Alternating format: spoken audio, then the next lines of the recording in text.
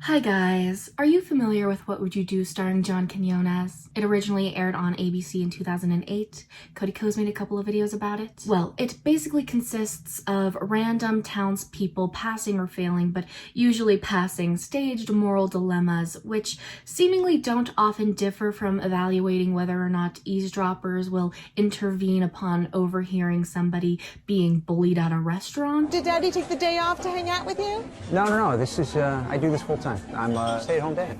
You're not joking. No, that's... You don't have a job? It's like if you enrolled into Philosophy 101 and instead of going over, I don't know, the trolley problem at some point, your professor would just keep coming at you with new hypothetical variations on overhearing comically impolite conversation. Is that a starter ring? No. You're out having lunch when you overhear a woman putting down her friend simply because of the size of her engagement ring.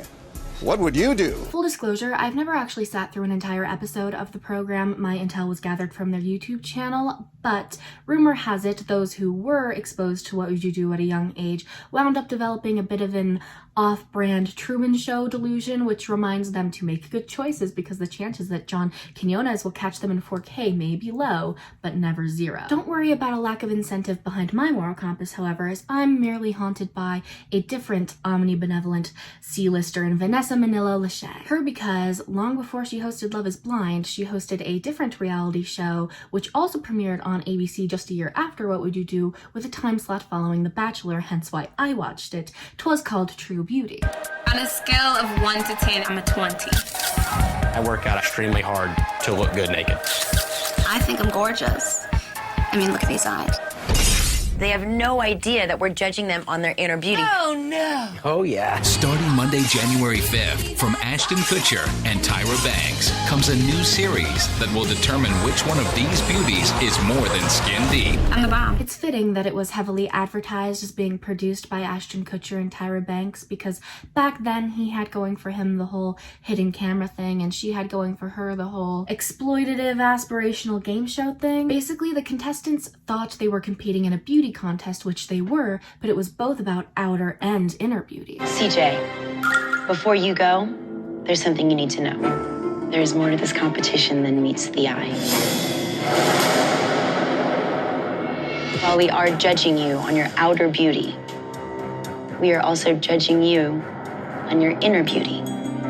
Every week they would take part in an America's Next Top Model-esque challenge and simultaneously unknowingly take part in a simulated ethics exam. A candidate's quantifiable number of passes or fails in that regard didn't necessarily matter though, because the bottom two were always selected according to the challenge of public knowledge. The judges would just casually take into account all of their previous behavior when they happened to be at risk. Like, make no mistake, True Beauty wasn't interested in foregoing looks in favor of personality because what good is an ugly with integrity, am I right? Who knows why it was so focused on appearances and morals anyway, considering it's a truth universally acknowledged that the most important thing is smelling beautiful.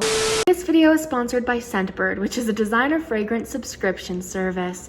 I'm house dog sitting right now, so that's why I'm in unfamiliar territory. And there's a dog right here. Her name is Daisy. Scentbird gifted me 3 scents. So I have an Anna Sweet, a Burberry, and a Veronique Goodbye in their cute little dispensers. I love their logo on the top. Can you see that? And you basically just twist to spray. You see?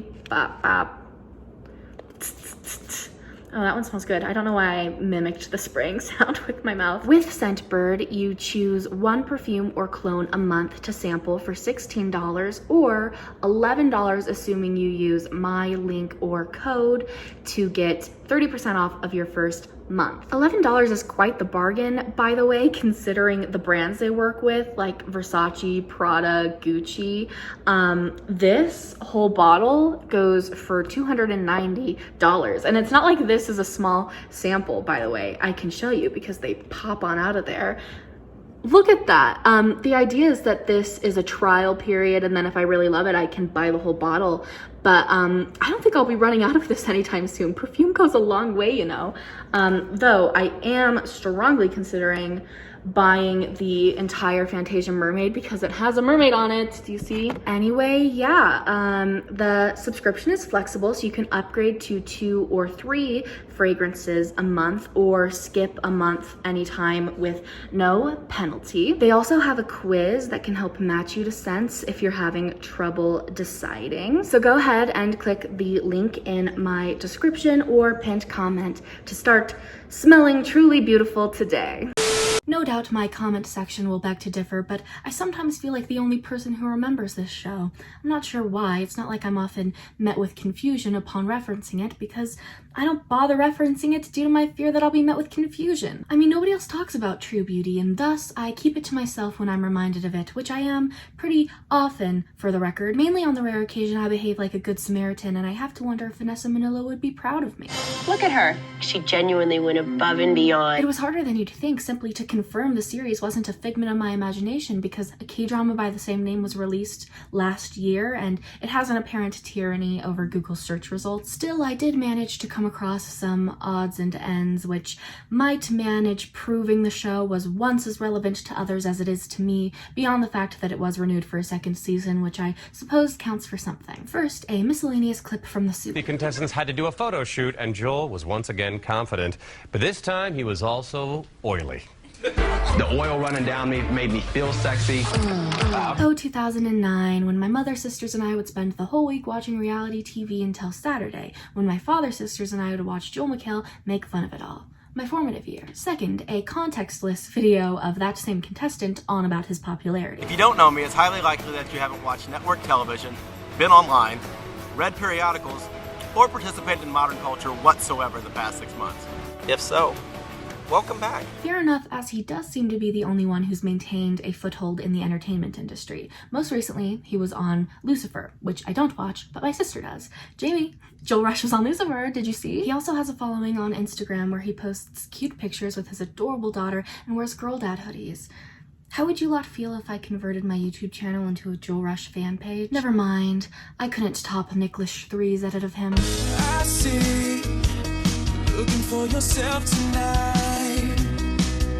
I'm sorry, I just had to include that because I found it, and why wouldn't I? Anyway, Joel's only one of 6 cast members I was able to find active social media for, but I don't want to follow this guy because he retweeted Ben Shapiro in 2017, and the winner of season 2 won't accept my request. Taylor, what do I have to do? What if I promise to unfollow you immediately? I only want to peek at what you're hiding. Mainly, I'd like to see if he might have ever perhaps posted something Pride related, because it kind of haunts me that he won despite saying this.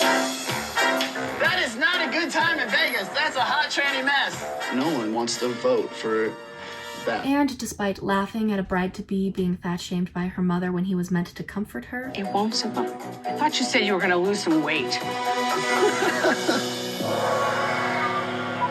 To be fair, considering his back is towards the camera when it's heard, his laugh could have been superimposed in, but if so, it was rather counterproductive of the editors to falsely portray their winner as behaving so far from truly beautifully. I find the first season's winner to be a more fitting winner because she didn't fail a single test, and more importantly, her name is Julia. All Julias are truly beautiful. Take it from Joel. So once upon a time, a little network called ABC searched the nation far and wide to see who in the land was the truest beauty of them all. And what we all came to find out is that person was Julia, not me. But whether your name is Julia Anderson or perhaps Julia Cudney, what we all learned through that process is this, that all Julias are truly beautiful. He has a cameo, by the way, and the Julia Anderson he speaks of is even less available for me to check up on than Taylor. I've pretty much only been able to find a clip of her asking an interviewer how they were and them blowing right past it. How you doing tonight? Great, thank you. How are you? So what was your reaction when you found out? She walked 1,000 red carpets shortly after winning and then disappeared forever. Where is she? Is she okay? At least I can take solace in knowing Billy from her season wound up thriving as a fitness influencer. Truthfully, I only bring him up to showcase how fitting it is where he wound up. Most people are afraid of protein shakes. You want a protein shake? And it's so funny to have the girls and the guys throughout the day going, Billy, man, that shake was the bomb, man. When I think of Billy, I think, hey guys, you want a protein shake? Strawberry banana smoothie out here on your right. Anyway, that's enough of that. This is not True Beauty, Where Are They Now? This is True Beauty, Where Were They Then? I want to talk about this show. I have a few questions for it. One, why are these people so passionate about jeans? I have been saying for a long time that I am missing a pair of my jeans. And she came to me and asked if she could possibly go through my suitcase. Chelsea pulls out these Citizens. They are my jeans. Let me try them. I'll be able to tell by fit. Hey girl, these are definitely my Citizens. Those jeans were not hers. I usually wear a size 25, and I specifically got a 27. I am 110% positive. Whatever floats your boat. If she's gonna fight that hard for a pair of jeans, then she can have them. I hope you like the jeans. Missing jeans. My favorite jeans. You gotta be kidding me. At home, I do my own laundry, so if I lose it, it's my fault. The only thing I can do is check. Yeah, I'm freaking out. Okay. This is why I don't like other people doing my laundry. People aren't accountable. They don't realize. Nope, I found them. You found him? Yep. You jerk. 2, why were the 2000s such a hard time to exist in our flesh bags? I feel that you're too covered up. Like, you have an amazing, gorgeous body. You can't tell. You could be chubby in this picture. You're hidden so much. You could be chubby and we wouldn't even know it. The deceit. The horror. Just that I don't know, I look fat. Fat? Fat? Oh, I hope not. Okay, fine. Let's actually talk about how fake this show may or may not be. The uncultured might believe all reality TV to be 100% fabricated, but we know better. There are layers to these things. There's a difference between Survivor fake and Bachelor fake, which we know because those are both massively successful and have been around for 2 decades. Most of their secrets have been exposed. Like, Survivor contestants don't actually have to walk everywhere, and Bachelor contestants are manipulated into emotional exhaustion. There's less reliable information out there about True Beauty, and I'm left to my own devices. My devices wonder if the cast is comprised of actors who were well aware of what show they were on. It's not an unreasonable theory considering how many of these folks have pursued acting careers. I mean, David from season 2 was also on both Parental Control and Next, which are notoriously manufactured. But they do pose an interesting difference between themselves and True Beauty. By this I mean that it's easy to point at, say, Zac Efron on Room Raiders, and no, he wasn't there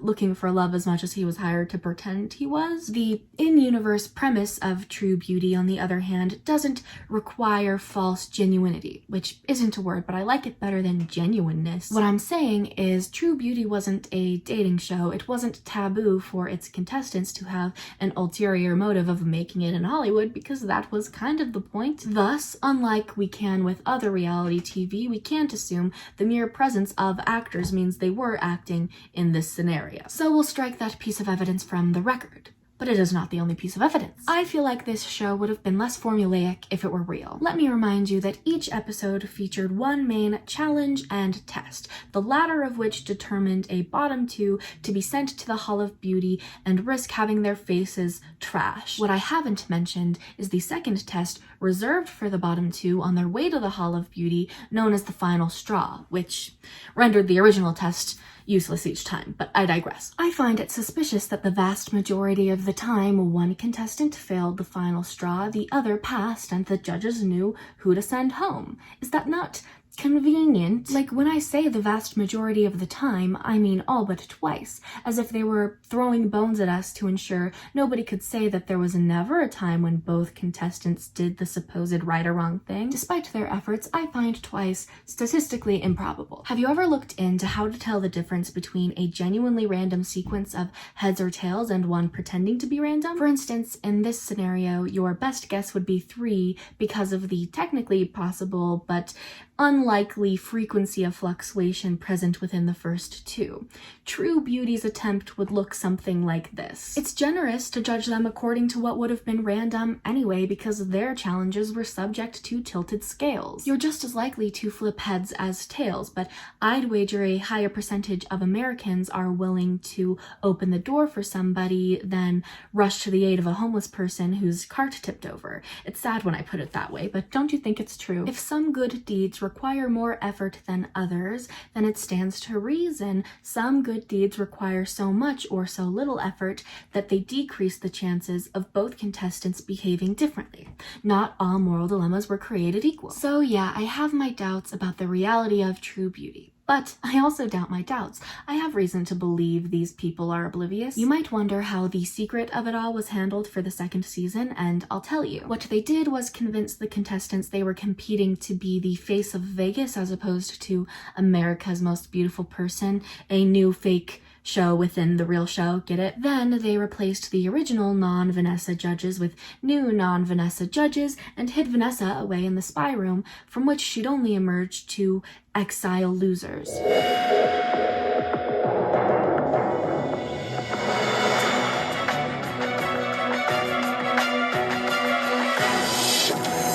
So, if the series was fake, don't you think the actors would have put on a little, wow, this is True Beauty, I can't believe it show, you know, wide eyes, dropped jaws, the works? That's not exactly how it tended to go down. In my opinion, nobody seemed to have any idea who Vanessa Manillo was. Hello, Michael.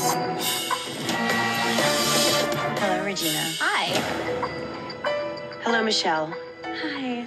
These are the blank faces of people being approached by strangers in the grocery store. There are no thoughts behind those eyes. I also feel like if the contestants were characters assigned whether to pass or fail certain tests, they would come off as being more archetypal, but I find them to be surprisingly nuanced individuals. Most everybody passes some tests and fails others. Nobody is wholly good or bad. My favorites from the first season, CJ and Chelsea, my apologies to Joel, are great examples of this because they're kind of social pariahs. Yeah, it's words that come into your ears. That's how that works.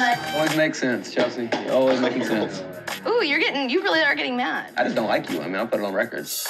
Why? Nobody's sense of humor is compatible with hers, and he's just too introspective and intelligent for the environment. If I would have came in and said, yeah, hi, Billy, I'm a Chippendales dancer, Chelsea would have went, you would have wrote me off before I even said hi.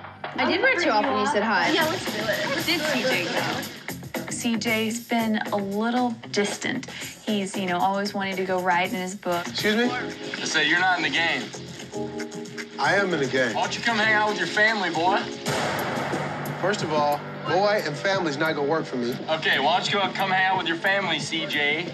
Continue the festivities, So they wind up with villain-adjacent edits. I wouldn't say they're depicted in a bad light, but because they don't always get along with everybody, you're left feeling like they're controversial figures. Neither of them made it to the finale, despite neither of them being prone to failing tests. Chelsea failed two of the more inconsequential variety. I mean, one of them was just checking for teamwork skills, which I found oddly subjective. Then I don't remember CJ failing a single time. He was a routinely good person, but the judges held against him that he was argumentative and didn't bow down to their authority. Billboard photos and your concept of timeless beauty. Can I say my only issue about this little deal?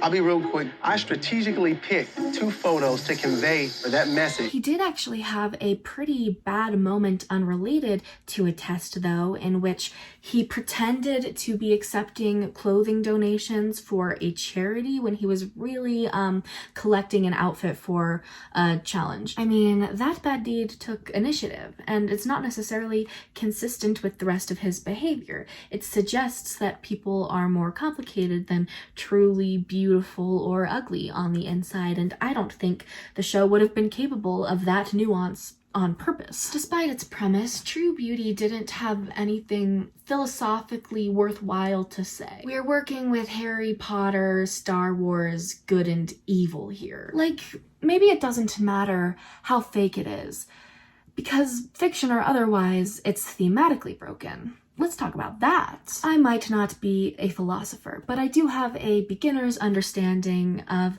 moral absolutism versus moral particularism. The belief that certain actions are always right or wrong versus the belief that context matters in regards to what is right or wrong. A black and white worldview versus a grayscale worldview. I was younger when I was introduced to these concepts, so I used to fancy myself a universalist.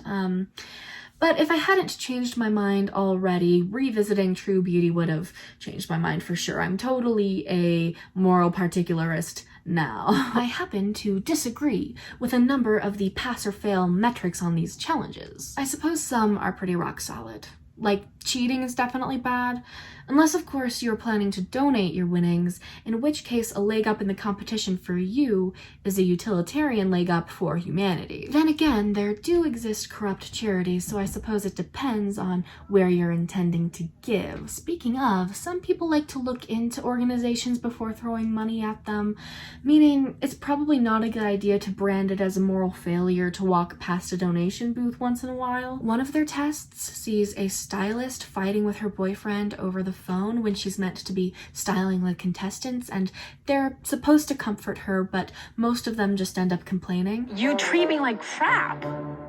I want a pleated skirt. You design outfits, make me a pleated skirt. And honestly, I hope I'm not exposing myself here, but I would also be annoyed in that situation. Phones can be turned off, it's clearly not an emergency, and this fictional woman is keeping them waiting for extended periods of time in favor of personal drama.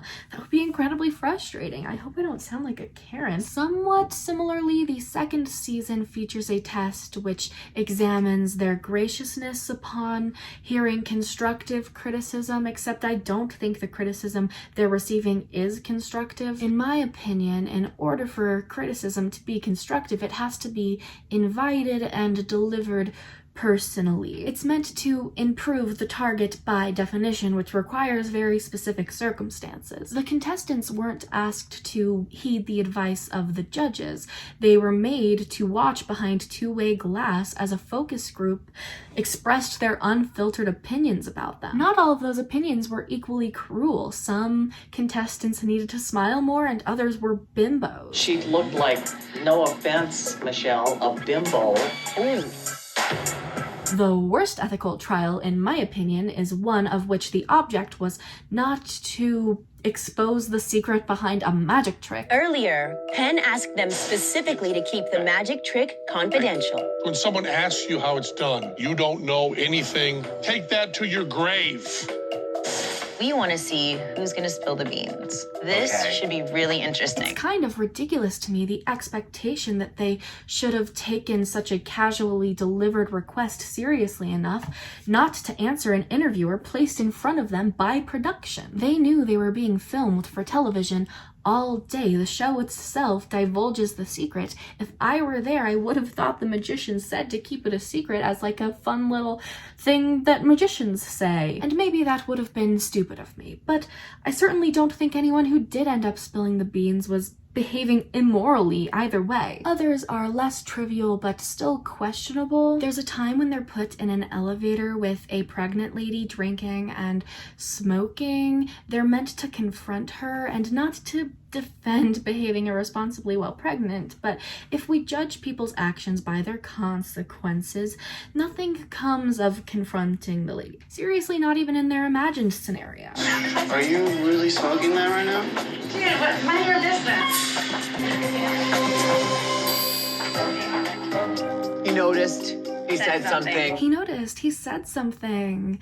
But that pretend baby is still gonna be born with health problems, so good for him. Something else strange happened during that same test, which is that one girl didn't even notice the pregnant lady, but they had to fail her because she didn't do anything, so they half-heartedly justify it by deciding that minding your own business is truly unbeautiful. She hasn't even noticed. She's busy fixing her hair, Beth.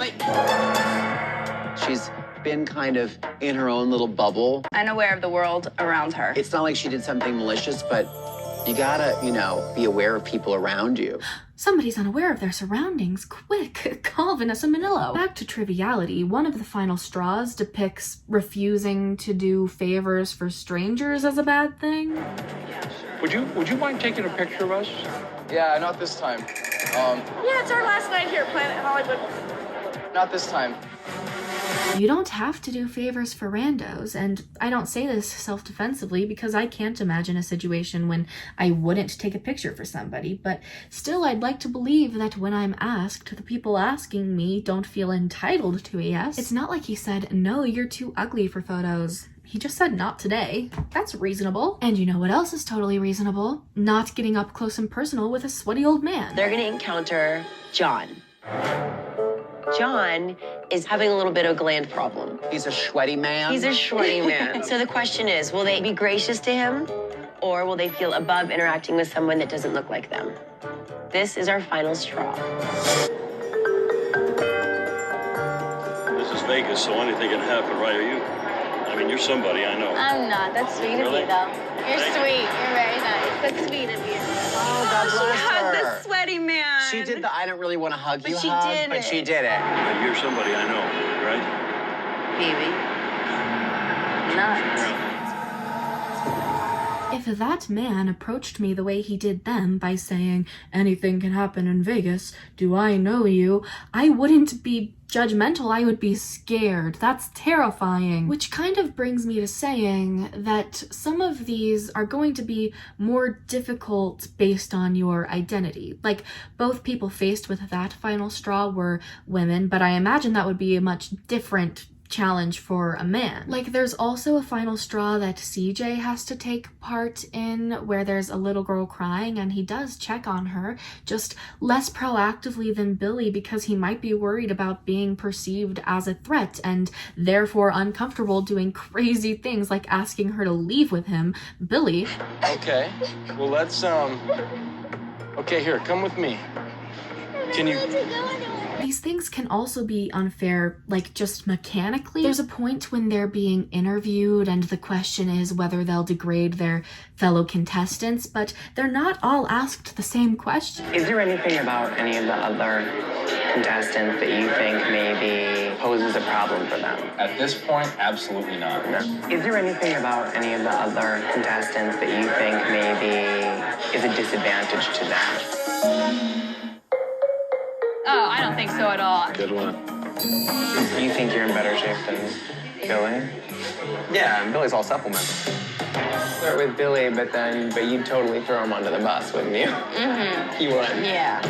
Hello, Joel and Laura were set up there. You can't ask two people if they feel like saying anything mean and then ask the other two very specifically about how much Billy sucks. That's not fair. And that's just moral dilemmas. Some of the beauty challenges are corrupt too. I showed you a clip of CJ arguing with the judges about a photographer choosing a bad photo for him. That was because they weren't just modeling. Their task was to design a campaign dealing with timeless beauty. So it makes perfect sense to be annoyed when your slogan doesn't fit with your pose because the photographer chose a pose that wasn't your favorite, that didn't work with your theme. I tend to be on CJ's side when he argues with the judges because he seems to have a better understanding of their fundamentally flawed show than they do. Most notably in the very first episode when the contestants are assigned beauty scores by a plastic surgeon. Ashley, your final beauty score is 94.